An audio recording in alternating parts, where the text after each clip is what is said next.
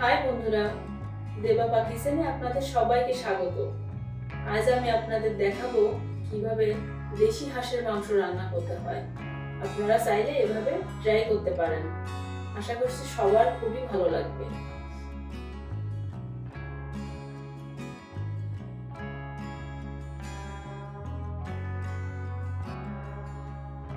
ঘরে থাকা অল্প উপকরণ দিয়ে আপনারা এই রান্নাটি ট্রাই করতে পারেন। এখানে আমি নিয়ে নিয়েছি গোটা কয়েক রসুন, 2 টেবিল চামচ জিরা বাটা, 2 টেবিল চামচ রসুন বাটা এবং পরিমাণ মতো ঝাল। আর এখানে নিয়ে নিয়েছি হাফ কেজি দেশি হাঁসের মাংস এবং গোটা কয়েক।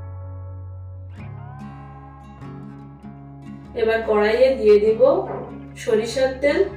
আপনারা চাইলে সয়াবিন তেলও ব্যবহার করতে পারেন। তেলটা গরম হলে আপনারা এর ভিতর আলু দিতে পারেন। আমি দিয়ে দিচ্ছি আলু গোটা কয়েক। আলু ভাজা একটুখানি হলুদ এবং একটুখানি লবণ দিলে আলুর কালারটা অনেক সুন্দর আসে। আপনারা চাইলে এটি অ্যাভয়েড করে দিতে পারেন। 2 মিনিটের মতো ভাজি করে আমি একটু পাত্রে উঠিয়ে রাখছি।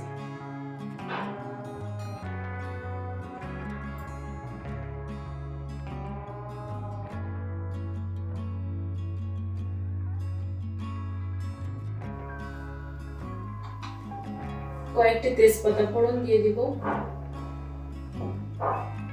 এরপরে দিয়ে দিব মশলা। প্রথমে দিয়ে দিব 2 টেবিল চামচ রসুন বাটা। ঝাল দিব পরিমাণ মতো। আপনারা আপনাদের পরিমাণ মতো দিবেন। আপনারা চাইলে এখানে গুঁড়া ঝালও ব্যবহার করতে পারেন। তারপরে দিয়ে দিব 2 টেবিল চামচ জিরা বাটা এবং যে রসুনগুলো আছে এগুলো একটু পরে দিয়ে দিব, তাহলে গলে যাবে না আর কি, সুন্দর থাকবে।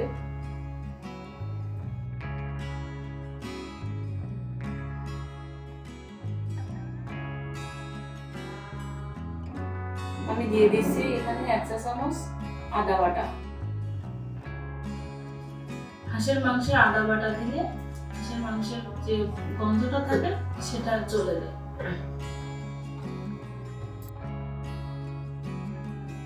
মশলা কষানোর সময় খেয়াল করবেন যাতে তলে ধরে না যায়।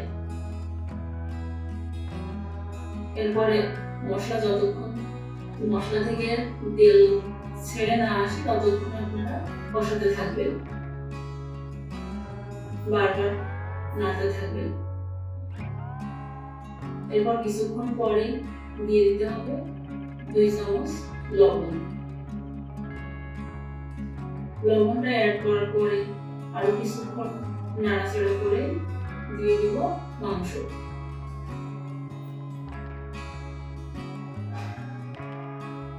আপনারা দেখতে পাচ্ছেন এখানে রসুনটা আগেই দিয়ে দিলাম যাতে মশলা একটু ভাজা ভাজা হয়। মাংসগুলো দেওয়ার পরে একটু নাড়াচাড়া করে নিতে হবে যাতে মশলাটা মাংসের ভিতরে সুন্দরভাবে ঢুকে যায়।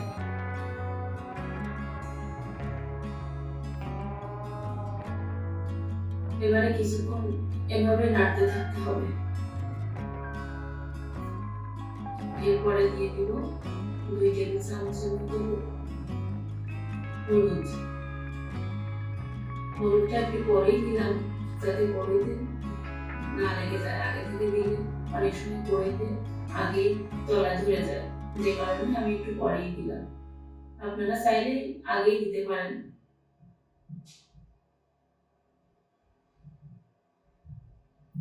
এরপর আরো কিছুক্ষণ কষাতে হবে সুন্দর করে। মাংসটা সুন্দর, যত বেশি কষাবেন তত বেশি সুন্দর হবে খেতে। এরপর আপনারা দেখতে পাচ্ছেন এখানে আমি অন্য একটা চুলা একটু জল গরম করে নিচ্ছি যাতে একটু গরম জল দিলে মাংসটা সুন্দর টানে। আপনারা দিতেও পারেন, নাও দিতে পারেন। এবার দিয়ে দিলাম ভেজে রাখা আলু। আলুটা একটু পরেই দিলাম যাতে আলুটা বেশি না ভুলে যায়।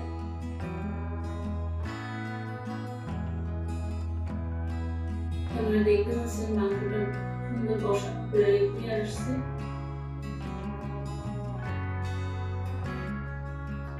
এবারে কিছুক্ষণ পরে দিয়ে দেব উষ্ণ গরম জল। গরম জলটা দিলে মাংসের কালারটা খুব সুন্দর আসে এবং মাংসটা গলতে সাহায্য করে।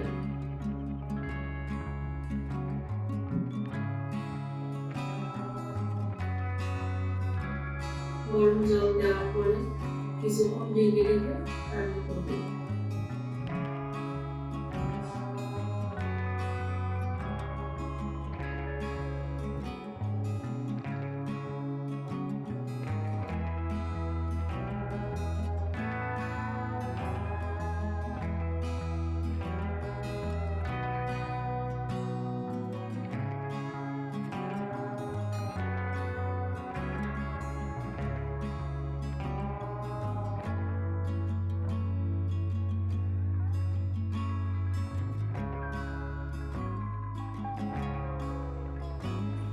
মাঝে মাঝে ঢেকে ঢেকে রান্না করতে হবে যাতে মাংসটা সুন্দর সিদ্ধ হয়ে যায় এবং চুলার আঁচটি সম্পূর্ণ ফুল দিয়ে রান্না করতে হবে।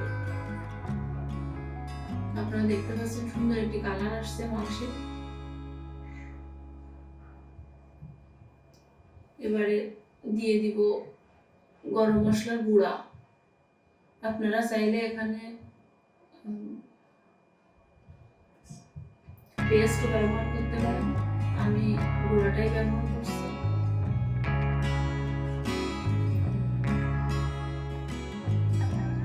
এরপরে কিছুক্ষণ রান্না করার পরে নামিয়ে রাখবো।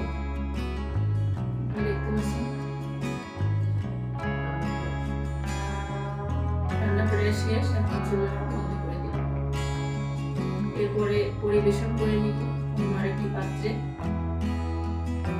দেখতেই পাচ্ছেন মাংসের কালারটা কত সুন্দর আসছে এবং আলুগুলো অনেক সুন্দর সিদ্ধ হয়ে গেছে।